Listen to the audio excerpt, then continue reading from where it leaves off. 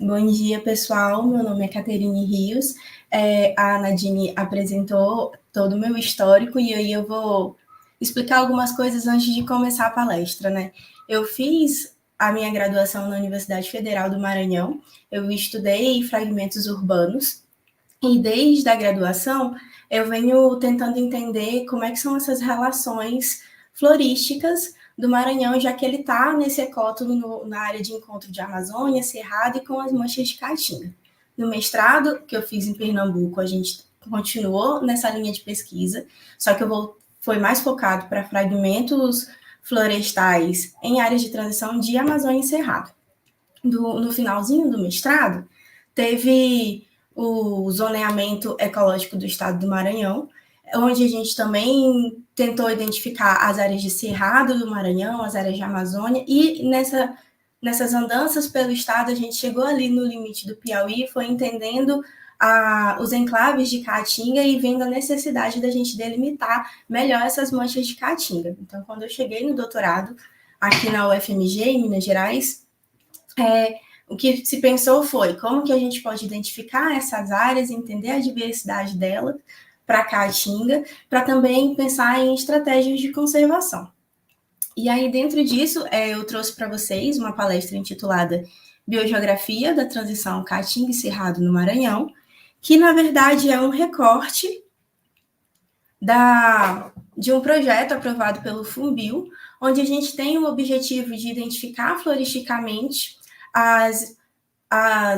áreas vegetais do semiárido do Maranhão, e em específico das áreas de Caatinga, no estado do Maranhão. Além disso, a gente tem nesse projeto o objetivo de elencar as espécies prioritárias para conservação a partir do conceito de raridade de espécies. Mas aí, para cá, eu vou trazer para vocês como que a gente está fazendo esse projeto, quais são os principais conceitos e o que a gente entende por essa área de transição de Caatinga e Cerrado no estado. Esse projeto ele se pauta principalmente pela importância desses biomas e pela urgência em conservar esses domínios, principalmente porque eles estão em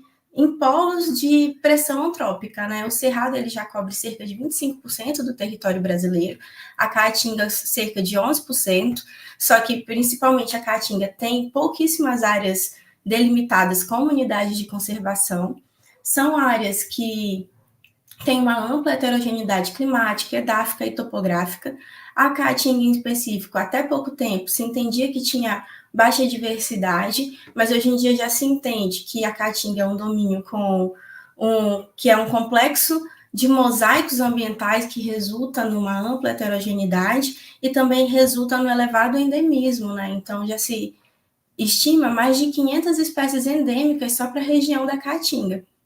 Além disso, esses dois domínios, eles fornecem serviços ecossistêmicos importantes, como sequestro de carbono, filtração do ar. E aí é necessário, então, a conservação desses domínios e refrear o desmatamento, a implementação de campos agrícolas de maneira desenfreada, para a gente poder conservar e também salvar a diversidade que tem nesses domínios. O que acontece é que quando a gente fala de florestas sazonalmente secas e as áreas de transição entre a Caatinga e o Cerrado, a gente entende que há um grande potencial de diversidade, um grande potencial de riqueza e um gradiente, principalmente quando a gente fala de Caatinga e desse elevado potencial de endemismo de espécies, a gente entende que há um gradiente florístico com um elevado número de espécies raras. No entanto, as práticas agropecuárias, a implementação de campo agrícola, a autoespeculação imobiliária, a vulnerabilidade socioambiental desses ambientes impactam negativamente a biodiversidade. E é extremamente urgente pensar em ações conservacionistas que consideram esses grupos de plantas vulneráveis e entendem qual é a necessidade para delimitar quais são realmente as áreas prioritárias para a conservação, tanto da Caatinga quanto do Cerrado. Nesse contexto está o Maranhão, porque ele apresenta 60% do seu território no Cerrado, mas além de ele apresentar a maior parte do seu território no domínio do Cerrado, ele também é um estado que lidera no ranking de maior incidência de queimadas, foi o estado no ano passado que liderou o índice de desmatamento no Cerrado também, mostrando assim o quão urgente está sendo pensar em ações conservacionistas, pensar em como que a gente pode parar com isso e entender como direcionar, como delimitar mesmo as áreas de conservação e como que a gente pode aliar, por exemplo, o uso desses campos agrícolas e a vegetação que ainda existe. E aí, além de ser o estado do Maranhão ter 60% do seu território no Cerrado, a gente também tem 40% do território dele na Amazônia e as manchas de Caatinga. Então, a depender do que a gente considera a abrangência do ecótono, a gente pode entender o estado do Maranhão como uma grande área ecotonal. E isso é muito interessante porque quando a gente considera o conceito de ecótono como dois ecossistemas, como encontro de dois ecossistemas e sobreposição de espécies, a gente pode entender que há um potencial de elevada riqueza e diversidade florística, tanto para as áreas de Amazônia quanto para as áreas de Cerrado e também para as áreas de Caatinga. No entanto, apesar do Maranhão ele ser uma área de transição e ter esse potencial, a gente tem muita lacuna lacunas de conhecimento sobre a sua vegetação. No Maranhão, quando a gente vê os estudos biogeográficos que visam identificar e entender as relações biogeográficas das florestas de transição ou das florestas sazonalmente secas, os pontos que caem no Maranhão sempre são uma incógnita de conhecimento, porque ainda falta esforços florísticos, esforços de desbravar e desvendar principalmente esses extremos do estado, por exemplo, no limite entre o Maranhão e Piauí, já que é um estado que tem uma ampla extensão territorial. E esse déficit amostral faz com que a gente não consiga delimitar, por exemplo, se o que a gente tem é realmente uma área florística com uma grande riqueza, ou se é porque realmente são áreas que são pobres floristicamente, ou se ainda são áreas preservadas, ou se a gente já perdeu todo o potencial daquele ambiente. E dentro desse contexto de entender que a gente está nessa lacuna de conhecimento, sem entender o que são as áreas do Maranhão e pensando nesse recorte das manchas de Caatinga no estado, a gente tem o avanço do clima semiárido. Então, até 2019, o IBGE trazia o clima semiárido para o Maranhão em poucos municípios. Em 2021, já foram adicionados 14 municípios, como a gente pode observar nesse mapa à direita. E aí, a gente vê esse avanço do clima semiárido, e como a gente não tem estudos florísticos e pesquisas de base em todas essas áreas, a gente não consegue delimitar, por exemplo, se esse avanço do clima semiárido, além de um contexto geopolítico, é também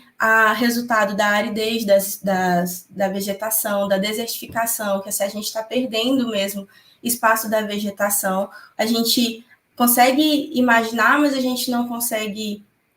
delimitar a urgência de quanto que a gente precisa de conservar essas áreas, principalmente quando a gente pensa nos enclaves da Caatinga, no estado do Maranhão. E como a gente, floristicamente, precisa entender essas áreas de manchas de Caatinga, ainda assim, a gente tem esse potencial de diversidade, porque quando a gente chega no Piauí e consegue conhecer já os estudos que tem para a área, a gente vê que as áreas de transição de Caatinga e Cerrado no estado, eles são ricos floristicamente, têm uma alta heterogeneidade, tanto que em cada ponto de contato entre o bioma Caatinga e Cerrado no Piauí, apresenta uma fisionomia diferente. Então, a gente consegue expandir isso para o Maranhão, que está ali do ladinho, e compreender a necessidade da gente estudar essas áreas. Porque a gente começa a se perguntar qual é a real riqueza da área de transição de Caatinga e Cerrado no Maranhão. E para entender, além da gente entender a necessidade de estudar as manchas de caatinga e delimitar mesmo essas áreas para poder a gente conservar dentro do estado do Maranhão, a gente precisa entender o que são ecótonos. Então, na literatura clássica, ecótono ele vai ser, então, esse encontro, esse ponto de contato entre dois ou mais ecossistemas, e espera-se que haja, então, uma elevada riqueza, porque a gente vai ter nesses dois ecossistemas o encontro das espécies que ocorrem em ambos os domínios, por exemplo. No entanto, essa hipótese de que há uma sobreposição de espécies, como a gente pode observar aqui no gráfico, hoje em dia a gente já tem uma outra hipótese, porque assim, as espécies, por exemplo, da Amazônia e as espécies do Cerrado, elas estão adaptadas a cada bioma. Se a gente tem um terceiro ambiente entre elas, esse terceiro ambiente não necessariamente vai ser um ambiente que comporta todas as espécies que ocorrem nesses dois ecossistemas. Esse terceiro ambiente, que é a área ecotonal, ela pode servir como um filtro ambiental. Então, em vez de reunir todas essas espécies, esse ecótono ele pode selecionar apenas as espécies extremamente adaptadas a esse novo ambiente, com novas condições edáficas, climáticas. Então, a gente pode esperar nessa área de transição não só uma elevada riqueza, a gente pode esperar que seja uma baixa diversidade, uma baixa riqueza, mas um elevado endemismo, por exemplo. E aí a gente precisa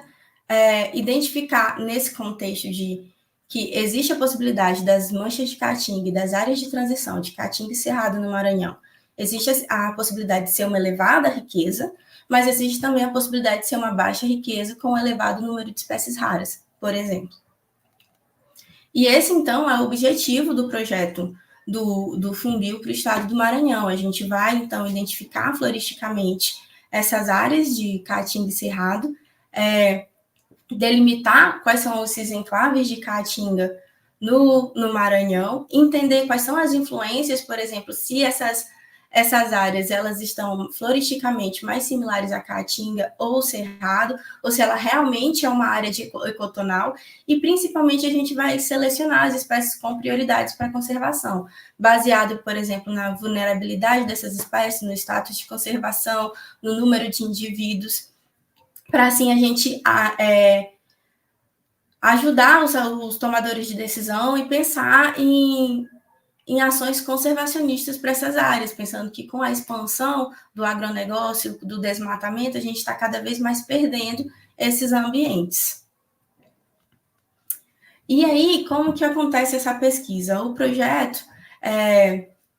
ele é basicamente exploratório, a gente já conheceu alguns pontos onde a gente tem essa mistura da caatinga e do cerrado, a gente, a partir disso, olha via imagens de satélite para tentar identificar outros pontos semelhantes ali no limite entre o Maranhão e o Piauí e começa a desbravar essas áreas e selecionar as que floristicamente e fisionomicamente têm o mesmo padrão. Por exemplo, aqui eu mostro para vocês uma imagem do município de Brejo, e aí o que a gente já consegue observar é o solo lajeado, ele tem uma heterogeneidade em relação à drenagem. Nem todos os pontos de acesso desse solo eles vão drenar da mesma forma. A gente já tem uma vegetação que é majoritariamente herbácea e arbustiva. E aqui um enfoque maior nesse solo e nessa vegetação herbácea. Perdão. O que mais vai acontecer aqui? A gente tem nessa área de brejo, que é a principal que a gente tem estudado, uma diversidade muito grande do extrato herbáceo. As espécies arbustivas, elas são menores, mas um tronco mais lenhoso, por exemplo. E aí, além disso, a gente tem espécies, nessas áreas de transição, a gente tem uma mistura de espécies do cerrado e da caatinga, indicando assim que a gente pode ter realmente uma área ecotonal dentro do município de Brejo. Por exemplo, a gente tem a presença dessas bromeliáceas, que são características do bioma do caatinga. A gente tem muitas espécies de cactácea e a presença da palmeira carnaúba, que é muito interessante nas áreas de transição da Caatinga e do Cerrado, que acontecem no Piauí. Então, quando a gente chega no Maranhão e tem a presença de carnaubais junto com a presença dessas outras plantas características de Cerrado, Caatinga, a gente já consegue entender a fisionomia e floristicamente como a gente está em uma área de transição. Aí, aqui a gente consegue observar a topografia, que ela é pouco ondulada, mas a gente tem ali aquele solo lajeado, característico de áreas de Caatinga, e principalmente a presença desses carnaubais. E as carnaúbas aqui, elas também funcionam como forófitos para diferentes espécies, como, por exemplo, as espécies de cacto. Aqui a gente tem também a foto, porque além da florística, a gente desenvolve um trabalho de fitossociologia, e a gente coloca parcelas permanentes para identificar a diversidade beta da comunidade e entender como que o gradiente de diversidade ele vai se comportar, como a diversidade, na verdade, vai se comportar ao longo do gradiente que vai mudando da fisionomia, né? Porque a partir da borda até onde essa mancha acaba, como que essa diversidade vai se comportando. E aí, uma outra característica dessas áreas é a sazonalidade, né? Todas as folhas, elas caem no período de 6 meses, fica tudo completamente seco, o que é esperado quando a gente pensa em áreas de caatinga. Mas, para a realidade do Maranhão, assim, é muito diferente quando a gente chega na área e ela está dessa forma, e assim, também belíssimo, o que faz a gente também o que auxilia a gente na hora da identificação dessas fisionomias. Eu queria agradecer os colaboradores desse projeto, que é a Universidade Federal do Maranhão e a Universidade Federal de Minas Gerais, o programa de pós-graduação em Biologia Vegetal da UFMG, que ajudam com recursos financeiros e também todo o apoio. Queria agradecer o Funbil e o Fundo Global de Meio Ambiente, que apoiam financeiramente essa pesquisa, a CAPES, o periódico CAPES, e a FAPEMA também por todo apoio, e ao Laboratório de Estudos Botânicos da Universidade Federal do Maranhão, com a orientação do professor Eduardo, e ao Laboratório de Macroecologia da UFMG, que é sob a orientação do professor Danilo, o que faz com que esse projeto seja possível. Muito obrigada.